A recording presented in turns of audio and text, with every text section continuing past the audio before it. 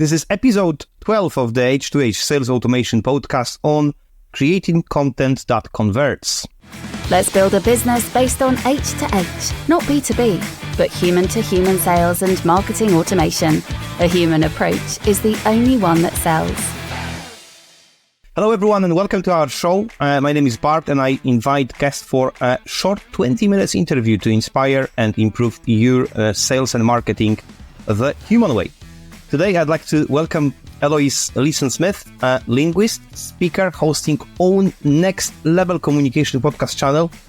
And we're going to speak today with Eloise about content. Welcome to the show.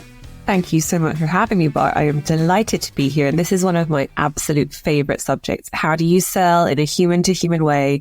How do you put the people back at the heart of your business? So I can't wait to get started. Wonderful. I've been working with Eloise for some time, and I have to tell everyone, Eloise is a fantastic insider and is sharing so much insights for us to get the content, but also to get our business better. And now with content, what actually content means for you, for the business, Eloise? That is such a great question. I think it's a really good place to start because content is one of those things that we throw around as a word. We throw it around all the time. And I remember there was a sort of furore in the sort of like 2010s, 2015, that kind of 5-year stretch where people were like, content marketing is the way forward. And everyone was like, great, what does that mean? And I think the problem was that, I love this line, which is Nora Ephron, who is the internationally renowned film director. She talks about everything is copy. And for me, copy in terms of the words that we use, copywriting, words with deliberation, content is exactly the same thing. Everything is content, probably when it shouldn't be, but that is very much the case, is that any opportunity that we have as a business to engage with our clients can be done via content marketing. And content is really, I think what's helpful is if you change the word content for value. So anything that adds value or creates value or offers an insight or some kind of information is content worthy of being shared. And if you're not sharing content and people aren't sharing your content, it's probably not doing the job. It's not really converting. And I think kind of when you talk about what is content is a medium. It's a way of putting value in front of someone else. And that can be your emails, that can be a video, it can be a podcast like this one. But think about content as a medium. It's a channel. It's a way of delivering something good to someone else. That's the best way that I would think about it. This is fantastic definition. I took my notes. Everything is copy. You'll love it. What I found within business is that content usually are a last part of the strategy. Really, everyone is thinking about let's put the Facebook ads, LinkedIn ads, let's put this social media, whatever message, or even just a video or phone, and they never think about the strategy in terms of like how to actually engage, how to build that. That kind of funnel. Like you need to. To me, content is also the place that you talk about yourself, but also make them talk about you. So how would you see from the perspective of you working with the business, where is the biggest problem when it comes to creating the content? Oh, brilliant. So love this topic. I think where a lot of businesses go wrong, there are two things that happen. So one is we do things in the wrong order. And the reason that we do things in the wrong order is because of the second issue, which is that we make assumptions. So the first problem is that we don't start with the customer in mind. We start with what we want to achieve. We start with our goals. We start with our objectives. We start with our tactics, our decisions, our assumptions. And we have this innate sort of accidental but bulletproof belief that we know precisely what everybody else wants. And I think that when we have these assumptions, it makes it very easy for us to then say, well, let's make some progress and let's put some roadmaps in place and let's get our things, rolling. I would like everyone to just stop for a second and say, well, hang on, who are we serving? Why are we in business? What is it that we're here to do? And, you can sort of dismiss that if you want to as being slightly excessively positive or optimistic, but it's genuinely the most sustainable long-term business solution. If you're not in the business of helping other people and doing something that genuinely adds value and makes people's lives better, your business is going to be really short-lived. because people aren't going to want to come back to you. They're not going to want to use a product that only partially meets their needs. You're going to get outstripped by a competitor. And that competitor is probably looking at their goals and sort of plans and strategies after they've identified how they can help as many people as possible. And I think that when we think about content in that sense, or we think about, connection in that sense, and really kind of what I do in my business is all about fostering better connections. It's about, how can we delight our customers? And the best thing that you can possibly start with is research. If you're going to counter all of those assumptions that you have about the market, about how your product is received. I mean, there's a reason that product testing teams are all the rage in Silicon Valley, because people want to know if what they're developing and building is actually fit for purpose. And not just fit for purpose, but does it delight people? Is it working? Is it helpful? And when you start with that research perspective, it means that you're not going to fall into all these potential pit holes that if you started the other way around and just built from assumptions, you're going to fall into, because you've been able to plot the path ahead with concrete facts, concrete data, and better insights. I mean, what a wonderful explanation about assumptions. And I think the keyword you use, we. I can tell quite a lot of businesses, when you open the web page or send a message, we are best in the market. We provide things, and we assume we make assumption that we talk about something that maybe is not relevant to the customers and where they are in the buyer journey, isn't it?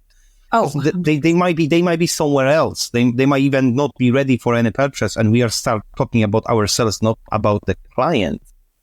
I mean, it's like going on the worst first date ever, isn't it? When you go on a first date, you hope that the person that you're sitting with is going to be a little bit curious about you.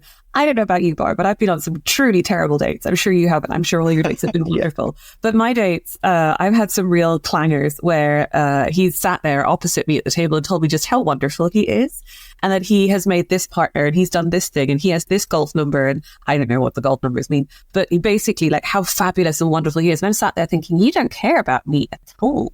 And business is exactly like a relationship. If you're going to make me feel valued and important to you enough to engage in a transaction of some kind, whether I'm giving you my time romantically, or that sounds terrible, let's cut that bit out, whether I'm spending time with you or we're developing a romantic relationship, or whether I'm becoming a loyal retainer customer, it's the same principle. Be interested in who I am and what I need. Because if you don't, I'm going to go out and find someone else or some other company that does.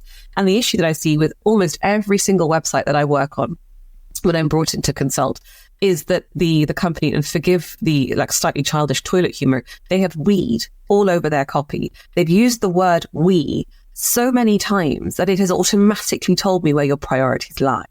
If you were just to change every single sentence so that it's about your customer, so rather than saying we are providers of great human-to-human sales solutions, you say you're looking for someone to support you with human-to-human sales solutions. That's exactly what we deliver. You don't have the right to use the word we until you've proved to your customer why you're worth their time. Brilliant. I think the homework for our listeners is to review the copy of the homepage. Let's start from the homepage, ladies and gentlemen, and just take off the we word and rewrite this. And I think this is one of the best ever tip that we can give to the people when it comes to content. Keep it simple, stupid. Keep it simple, stupid. I think this is the one that I would probably say my take for, especially for the sales content, because the subject of discussion is to talk about, how to write the content that converts. So we learned that we need to be more about, customer centric. Obviously, we talk about the problems that we're solving about them. But is that enough to actually convert any piece of content into the, ready and fresh deal on your pipeline? That's a brilliant question. So I think it's important to be aware that content doesn't happen in isolation. So it's not a one-off. I mean, I think a lot of people will spend a lot of money developing a white paper or an infographic, and they'll kind of, again, assume, oh, this is going to bring me in so many leads. We're going to convert so many people. This is going to be an absolute sales magnet. This one thing. And you're looking at it like a silver bullet. And the problem is that your client or your potential customer, they're not looking at you in isolation. Now, sure, one of the first kind of contacts with you might come on the back of them reading your white paper, but you have to think about everything else, the entire holistic picture of your business. one of the best things that I kind of challenge my clients to think about is what would they perceive about their company if they had never met themselves? So what's the first impression that you're providing? And so when we think about content, it's not just valuable to think about it in isolation. You should always create great content. That should be your rule. But it needs to link up with everything else that you're doing. So you have to be consistent. You have to be congruous. And this is one of the biggest challenges, is that, people are looking at you and it takes something like, 6 to 7 touch points for someone to even recognize you after sort of seeing your content or being aware of it, for them to then take action. So it's not a case of saying, well, my content has converted. Let's think about, have you actually embedded your client at the heart of everything that you do from a sales, content and marketing perspective? Because if you haven't, then they're going to get these very disjointed, disparate, kind of broken experience, if that makes sense, where what they're seeing and what they're hearing about is not all joining up together. And we would maybe, and again, using a relationship metaphor, you might call that a red flag. So there might be one great piece of content that's lovely, but then you email the person saying, I really enjoyed your white paper. Could you send me some other resources like that? And you never hear back. If you're not planning that entire buyer's journey, that entire customer journey from beginning to end, and then retention, because really your relationship with customers should never end. What was it? Tony Robbins said that if you do the same thing throughout your relationship as you did at the beginning, there will never be an end.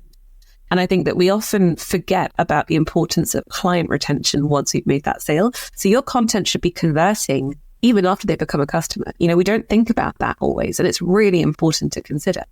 So how do you create content that converts? You go straight back to that research that you did. And you think about, what does my client really need? What's valuable for them? Have I prioritized their time? Have I made sure that my content is interesting, accessible, informative, offers an easy call to action if they need more information from us or they want to get in touch about something? Have you, in other words, made it as easy as possible for your customers to do business with you on the back of the content that you shared? Brilliant. I think, and you said this a couple of times, keep everything within a context, in the broader terms.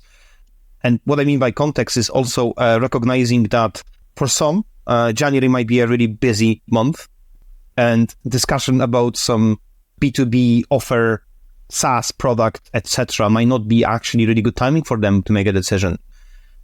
And everything comes with the data. And I think that is all about my kind of tip for everyone who's listening us is, in order to create the content, we need to know everything about the client. We need to know the data. We need to collect our own data. That will then give us a really good feedback of what and how to write in terms of messages. AI, because that was the topic, obviously, that we actually, and I'm pretty surprised, we are actually 10 minutes out of this conversation and we never talk about the AI, talk about content. What's your take, Eloise, on AI and creating a content that will convert? AI is an interesting one because I think it really has its place. I think so. I am known for a lot of the copywriting, an expert copywriting work that I do. And so I'm quite, I hope I'm quite involved in that community. I'd like to think I am. And I've seen a lot of conversations in those circles, on networking events, panel discussions, you name it, about AI being this is the apocalypse for copywriters. AI is going to steal your business and make your life terrible because it's going to flood the internet with crappy vanilla content. No, that's true. That is absolutely true. Because there are people out there who don't care about the customer and they don't care about putting in the work to create really great content. And the market will give you what you deserve. I think with AI is a tool, and we seem to forget that. We seem to think of AI as this sort of other entity that's sort of sentient somehow, although it's not. It's really just a very large algorithm. AI is not actually intelligence. It is repetition of data that's been fed into it. And I think where that's valuable is in automating some of the tasks that marketers, that slow marketers down or slow writers down or slow people down. Because AI and automation have absolutely got a place. And I think what they do is they free up your time to do the work, the creative, human, personal, approachable, intelligent work that separates you from everybody else. And I think that's where, if you're leveraging AI to create more time to do the work that is irreplaceable, AI is brilliant. That's exactly what it's there for. And that's how we should be using it. So for me, AI is one step in a long process or, a deliberate process when it comes to creating content. So for example, let's say I am building an SEO driven article. And I'm getting a brief from my client about what they'd like me to write about from a sort of, SEO and linguistic perspective. They've done their research about their customers, so they know what their customers are interested in. I will interview that client about the brief, about what they want me to write about, and then I'm going to get AI to tidy that into a script or into a skeleton draft for me. Mm-hmm. On the basis of that, I then go into that skeleton draft and I interrogate whether or not what's been created makes sense. The problem with AI is that people use it as a single step process and they put in their content, they get it back, they have a little read through, it says, it sounds mostly okay, and they ship it. And that's a problem because there's no tone of voice, there's no differentiation from anybody else, because why would there be? You've not put anything into that AI document that's wildly different from another competitor. So you're going to sound like everybody else, which means you're going to be drowned out in a sea of noise. When it comes to being used for efficiency, for driving efficiency and effectiveness, that's when it becomes really valuable because it frees up my time. Then I go back into the SEO article once my client signed off the skeleton draft. I build out the first draft with AI and then I edit, proof and refine until I've got something that sounds like my client because I've delivered a tone of voice document. It's so different to the rest of the crowd because it's nuanced and specific and it's research driven, and it actually adds value to the customer at the end of the day. Plus, it has an easy call to action at the end, and it's designed to be accessible. That's the way to use AI, is to embed it in your marketing processes. But I think there are some great companies out there. Obviously, the great companies out there already do this, where they've delivered and developed a very specific marketing process. This is how we do this. This is how we deliver this. And what's important is they're always iterating on those processes. So if you have I'll do a proposal, first draft, second draft, edits, ship. Great. Just stick AI somewhere in there to give you more time to do the edits and refinements that are really going to make your work stand out from the crowd. Brilliant take. I love here one particular part is that AI is part of the process of creating content strategy. I think quite a lot of businesses are taking creating content, especially sales content is like something, okay, I'll just send an email. And they never actually think about the process and how AI can play the role. And what another thought that when you actually spoke about market will give you what you deserve, I really like this one. And my take is you get back what you put in. Mm-hmm. If you put in 5 minutes work and you publish articles and everything else, and you expect that everyone will like you and you will get number one ranked everywhere, and people will basically give you a ready-made like credit cards really for the next transaction, this is probably the wrong approach. And it kind of breaks my heart a little bit because I think in the age of the internet, we live in a world of instant gratification. Mm. And I think in many ways, it's very easy to think that you're being productive when all you're being is busy. Yep. And there's definitely a difference. You absolutely do. It's a golden rule. You get in what you put out. And if you really put your heart into things, I think you get out so much more than you put in, and I think in many ways, actually, what is it? Zig Ziglar says you should go the extra mile because it's never crowded. And I think that is so true. And I think a lot of marketers, and I understand the pressures. I really do. I worked in agency. I've worked for, big public sector organizations. I've worked in startups. I've done a number of different things. I know the pressures very intimately with working in a kind of team-based environment. As a consultant now, I have more autonomy over my time. But I do understand the pressure that marketers are under, and I understand why AI becomes such an attractive trait. Because, again, living in this instant gratification world, we want more content, better content right now.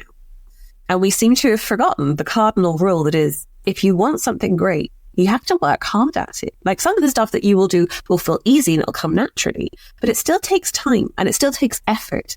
And I think that there are so many marketers out there who have enormous potential, who unfortunately are just swamped in this sea of demands of Slack messages and pings and emails, that actually we forget sometimes because we're burned out, we're tired, that we have got so much potential. There is so much great stuff that we can do that just cannot be replicated by a machine or by an algorithm. It just can't be done. There's no algorithm for creativity. Because by its nature, an algorithm is repetitive. It's like put in one formula, get this out. Creativity is about saying, no, that's weird. Let's take it in a totally different direction. When you look at the way creativity works in our brains from a neurological perspective, if you think about it as light bulbs, so you might light up one light bulb that says, forest.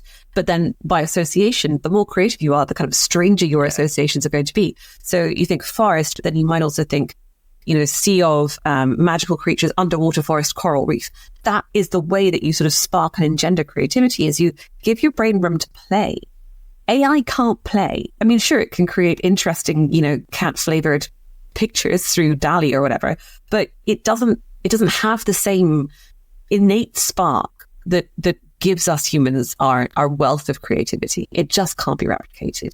And I think we forget that. And it's such a shame, because I think we could all do brilliant things if we were to put our mind to it. I really do. And my also take is that in everyone who is creating the content, whether it's a sales, marketing, customer service, it needs to have a little bit of fun of doing it, because by the end of the day, content needs to be created on a regular basis. It's not like one-off made. It's constant process and evolving. And if you don't have any fun of doing this, even within your team, then eventually it will become like something like tick box exercise. Okay, it's done, but I don't really like it. So think about for all our listeners, think about what can take actually your content to the level that everyone is enjoying within your organization. It doesn't need to be podcasts. If you enjoy videos, if you enjoy anything that will actually create that environment of creativity within the team, that's my kind of ideal scenario to nurture. I think, Einstein said, isn't it? Creativity is intelligence having fun. So I think you've nailed it. That's exactly what it is. Creativity is intelligence having fun. And if you're not having fun with your content, why would the person who is on the receiving end of that content enjoy it? And just think about it. I think if you've so I do a lot of videos on LinkedIn. And I have a lot of fun with it. I don't take it too seriously. And in developing the Next Level Communication podcast, that was born out of just try something different. The response was fantastic.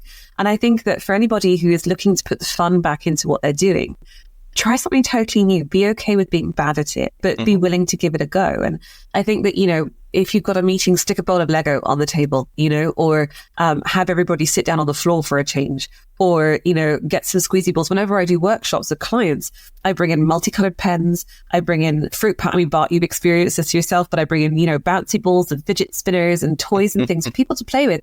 And then I have sweeties, I have, my fruit pastels, or I have my chocolate eclairs, so that people can kind of keep their brains ticking over. And there's no reason that needs to be reserved for your workshops. That could be every team meeting that you have where you're brainstorming content for the next wave of how you're going to delight your customers. Invite your customers into that process. I think there's a huge wall between marketers and salespeople and our target clients. One of the best ways to delight your customers is to ask them what they think, mainly because people love talking about themselves, but also you will not get a better source of empirical data than from the source itself. So if you're not doing any research and you're not engaging with your customers to get their insights, you're missing such a huge opportunity to deliver more value.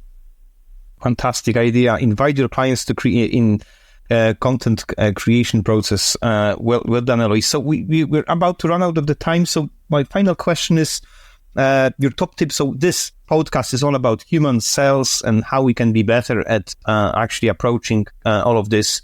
What's your top tip how to sell like a human? Give yourself some grace. I think that's the best response I could come up with for that, because you are a human. And I think with the digital age that we're in now, it's very easy to think of ourselves as computers. And that when we go to sleep, it's the equivalent of turning it on and turning it back off again, or the other way around. And I think that we forget that there's a human on the other end of the sale, but that we are also human beings too. And that means that we are the authority on human selling. And so when it comes to sales, don't ignore your gut instinct.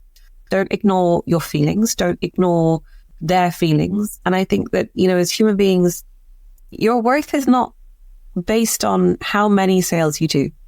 Your worth is based on the quality of the sale that you make. So think about how you can value that other person. How can you make them feel like the most important person in the room? Think about how great it would feel if someone did that for you, and then make it your mission to go out there and leave people feeling so important and so valued. And I think in a very transactional business culture that we live in at the moment, that is the biggest difference and the biggest impact you can make, is to value the other person as much as you possibly can in every single interaction, because it's going to make you feel fantastic too. Eloise, wonderful. Thank you very much for your time and being at our podcast. Thank you again for sharing fantastic tips And I definitely will get back to this podcast once and again, just to refresh my mind, because we tend to keep forgetting things that we can improve. Thank you, Eloise. It's a pleasure. Thank you so much for having me, Bart. Let's build a business based on H to H, not B2B, but human to human sales and marketing automation. A human approach is the only one that sells.